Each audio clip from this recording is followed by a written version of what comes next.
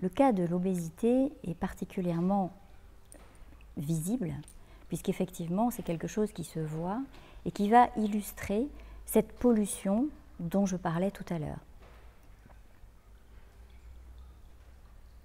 À quoi est due cette épidémie mondiale d'obésité, qui est une pathologie chronique, qui va elle-même faire le lit de tout un tas de maladies chroniques graves, pathologies cardiovasculaires, cancer, diabète?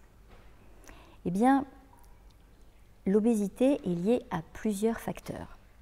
Pour faire simple, on pourrait dire que le corps est une espèce de boîte de laquelle il va falloir équilibrer les entrées et les sorties. Que se passe-t-il actuellement? Premièrement, il y a trop d'entrées. D'autre part, il n'y a pas assez de sorties. Et en plus, la qualité de ces entrées est mauvaise. Premier point, trop d'entrées. Pourquoi? Eh bien parce que nous sommes sans cesse sollicités à manger. C'est très facile d'ouvrir un placard, d'entrer dans un supermarché. Il est bien loin le temps où il fallait grimper aux arbres pour pouvoir manger du miel.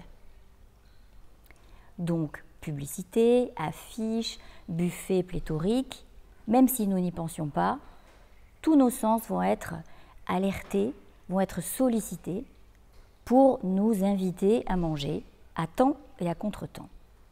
Donc ça, c'est le premier point. Le deuxième point, c'est qu'il n'y a pas assez de sorties. Effectivement, notre société actuelle est de plus en plus sédentaire. On n'a jamais fait autant de kilomètres tout en restant assis. Or, notre génome, là encore, nous a programmés à être des animaux qui bougent. Et c'est vrai jusque dans nos mitochondries, qui ne fonctionnent bien que lorsque nous bougeons. Donc ça, c'est le deuxième problème. Ajoutons à ça le fait que non seulement les entrées sont quantitativement trop importantes, mais qualitativement de mauvaise qualité. Et là, il y a deux grands points. La première chose, c'est qu'il y a trop de sucre dans notre alimentation moderne. C'est bien lui l'ennemi public numéro un, le sucre. Le sucre qui va, d'une part, nous faire grassir, c'est-à-dire transformer notre masse maigre en graisse, mais qui va véritablement nous faire caraméliser sur place, nous oxyder et créer cet état de pro-inflammation, c'est-à-dire ce qui est juste avant l'inflammation et qui ne demande qu'une étincelle pour que le feu soit mis aux poudres. Et le problème du sucre, c'est qu'en fait, toute ingestion de sucre va entraîner une sécrétion d'insuline. Alors cette insuline, c'est une hormone au joli nom qui est très précieuse en période de famine parce qu'elle va justement nous permettre de stocker tout ce qui passe au cas où on en aurait besoin. Sauf qu'au jour d'aujourd'hui, il ne s'agit plus de stocker, mais de déstocker. Ajoutons à ça que les sucres sont cachés dans l'industrie agroalimentaire. Les sirops de fructose,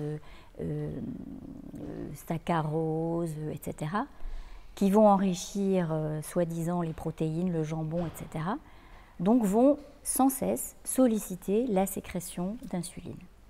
Donc, c'est l'insuline le problème, et c'est donc le sucre le poison. Ça, c'est le premier point. Le deuxième point, tout aussi important, c'est le déséquilibre des graisses. Il y a beaucoup trop de mauvaises graisses qui vont rigidifier nos membranes et contribuer là encore à l'inflammation, et pas assez de bonnes graisses, les fameuses oméga 3, qui vont fluidifier tout cela et permettre un bon fonctionnement de nos cellules. Donc, trop d'entrées, de mauvaise qualité, pas assez de sorties. Ajoutons à cela un quatrième problème qui n'est pas des moindres, le facteur psychologique.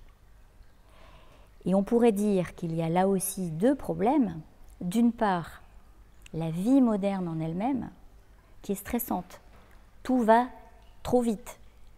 Là encore, les fast-foods, le fait que même en mangeant, on va vite, on ne mâche plus, ça va entraîner un déséquilibre du microbiote. On sait que ça, c'est aussi un facteur d'obésité. Donc on est stressé, on va trop vite. Et en plus, on a des émotions désagréables, des émotions négatives, que l'on va, de façon inappropriée, gérer, calmer, apaiser par la nourriture. Donc ces 4 grands facteurs expliquent l'épidémie actuelle d'obésité et c'est sur ces 4 piliers qu'il faudra agir.